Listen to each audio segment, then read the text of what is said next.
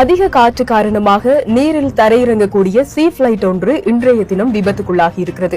Nuwara Eliya Gregory ஏரியில தரையிறங்க தயாராகி இருக்கக்கூடிய இந்த சீ பிளைட் இன்றைய தினம் 12:30க்கு விபத்துக்குள்ளாகி இருக்கிறது. நுவரெலியாவிற்கு வருகை தந்திருக்கக்கூடிய சுற்றுலா பயணிகள் குழு ஒன்றை ஏற்றிச் சென்ற இந்த சீ பிளைட் தான் விபத்துக்குள்ளாகி இருக்கிறது. இந்த விபத்தில் 2 விமானிகள் காயமடைந்து நுவரெலியா மாவட்ட மருத்துவமனையில் சிகிச்சை பெற்று வருவதாகவும் சொல்லப்படுகிறது. பொதுவாகவே இப்ப இலங்கையில காலநிலை சீர்கேடு தொடர்ந்து நிலவி வருகிற நிலையில் அதிக காற்று காரணமாக தான் இந்த சீ பிளைட் விபத்துக்குள்ளாகி இருக்கிறது. அது மட்டுமல்லாமல் அங்கு இருக்கக்கூடிய காயமடைந்த விமானிகளுக்கு சிகிச்சை வழங்கப்பட்டு வருவதோடு அங்கு இருக்கக்கூடிய பயணிகள் பாதுகாப்பாக மீட்கப்பட்டிருக்கிறார்கள். எனவே அடுத்தடுத்து நீங்களும் இந்த மாதிரியான பயணங்கள், சுற்றுலா பயணங்களை மேற்கொள்ளும் போது அவதானமாக இருந்து கொள்ளுங்கள்.